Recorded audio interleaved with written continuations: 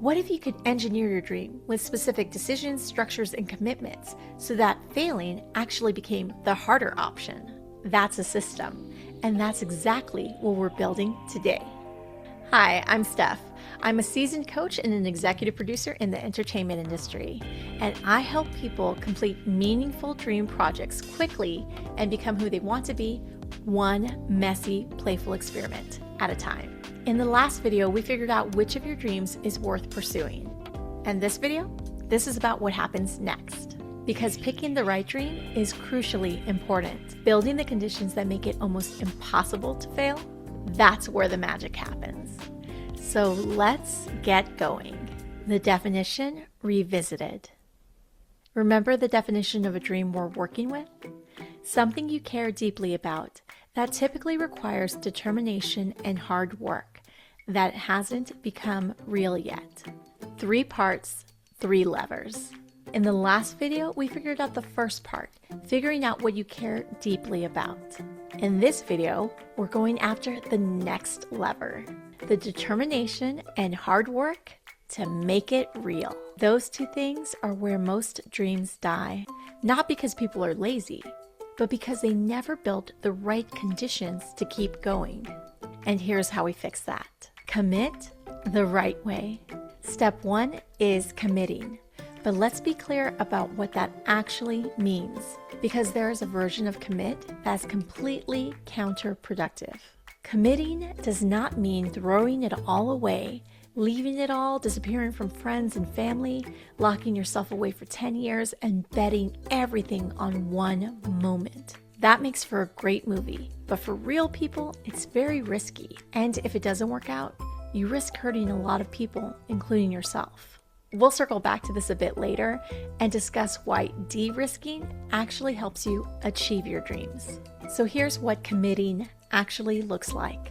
Say no to as many distractions as possible so your dream gets your best energy. Steve Jobs put it this way: people think focus means saying yes to the thing you've got to focus on, but that's not what it means at all. It means saying no to the 100 other good ideas that there are. As you get older, the easy stuff is already cut out. You've already said no to the obvious time wasters. But now it gets harder, because now you have to say no to some genuinely good things, good opportunities, good projects, good offers. Here's a way to think about it. Every project is a bucket, and your time and energy are the water. The more buckets you have, the longer it takes for any of them to fill and see progress. If you want to give your dream its best shot at becoming real, you have to focus on fewer buckets. So here's your question. What is still in your life today that you are willing to say no to in order to say yes to your dream? Make it exciting. Step 2, make it exciting. People assume those who follow their dream are taking the easy and fun path. They are not. Moving forward on your dreams is often harder than anything else you'll do, precisely because it matters so much to you. So you have to actively manage and design the excitement in the process itself. One of the fastest ways to do this is through language. Tony Robbins calls this transformational vocabulary. The words you use to describe your dream and the actions you need to take determine how you feel. So look at how you're talking about your dream to yourself and others. What are the words you're using? When you talk about your projects or the actions you need to take, are you saying you should or have to do this or that? Or are you saying you get to? Are your words energizing? Or do they make the steps feel heavy and forced? Keep tweaking your language until thinking about your dream gets you really fired up.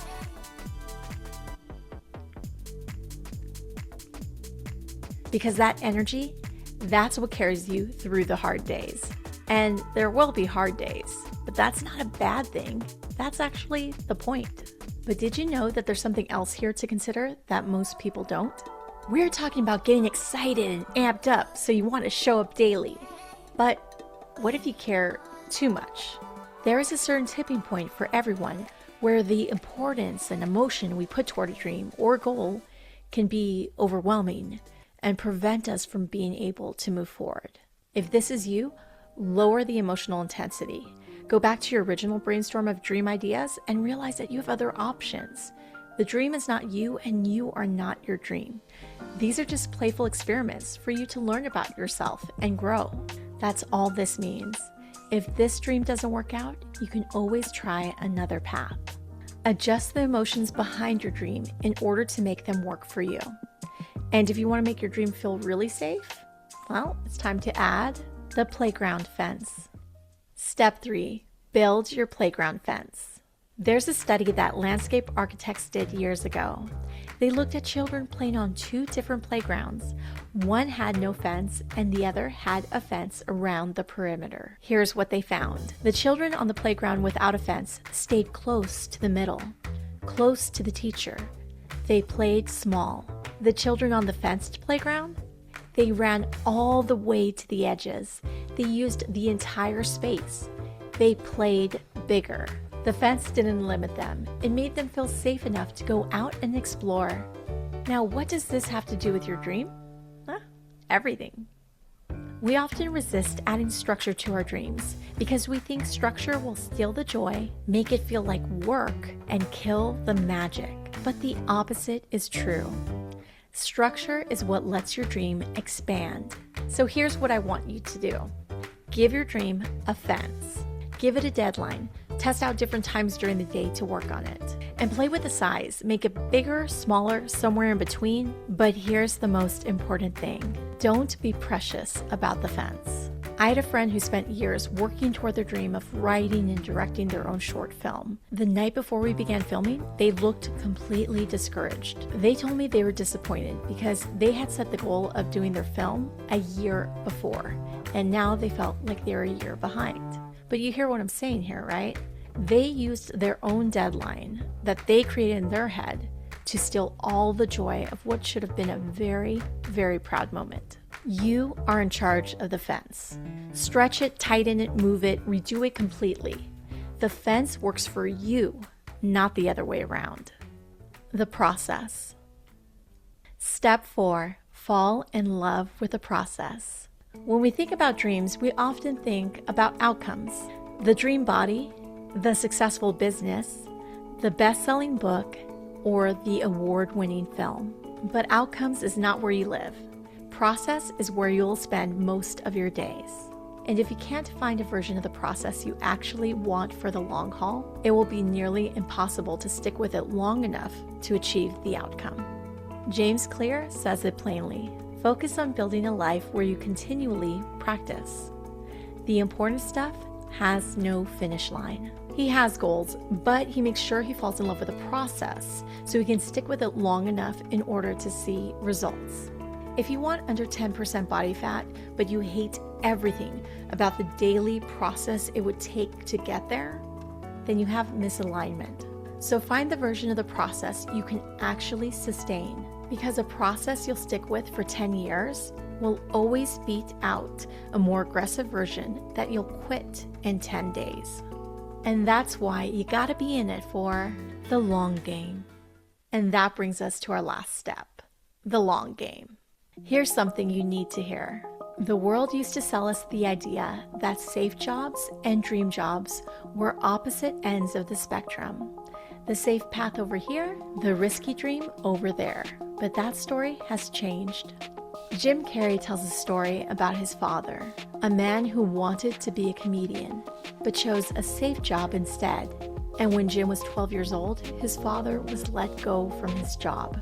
That's when Jim understood something that stayed with him forever. You can fail at what you don't want, so you might as well take a chance on doing what you love. And it's not about being risky, it's about being smart with your dream. Remember we talked earlier about de-risking your dream? Well, Tim Ferriss put a fine point on this strategy, saying, whatever game you choose to play requires a system that allows you to survive a string of very bad luck. It's very hard to lose long-term as long as you are not over-indexing and betting too much on any one project. So look at your resources honestly. What would it take to stay in this game long-term? Is there a low-cost, quick way to test your dream instead of risking it all from the start? Because the real game here is a sprint that can turn into a very long, years-long marathon. Every dream, no matter how amazing, will have its good days and will have its hard days. And here's the most beautiful part about all of this. The days you show up anyway, when it's hard, when it doesn't feel good, when nobody's watching, those aren't the bad days. Those are the days you tap into something deeper and you're serving out of love. Imagine how happy they will be and who you can help and impact if you just lock it in and keep going. Okay, let's close the loop. To make your dream more inevitable, 1. Commit. Say no to everything that's pulling your best energy away from your dream. 2. Make it exciting. Use language that energizes you and not language that weighs you down. 3. Build the playground fence. Add structure, deadlines, and support. And hold all of it loosely. 4. Fall in love with the process. Find the version of your days that you'll want in 10 years and not just 10 days. 5. Play the long game. Sustain yourself, outlast all the others who quit, and be the last person standing in your category. And that's how you make your dreams more inevitable. Like and subscribe if you want more in-depth videos on dreams and how to make them happen quickly. Now you have a dream worth pursuing and you have a system to match it. But what if you're excited about your dream, you're excited about the system, but for some reason or another, you just can't get yourself going? Yeah, it could be so frustrating, and I get it, but don't worry, I got you. Over here, I have a video that breaks down the top ways to stop procrastination once and for all. I'll see you there.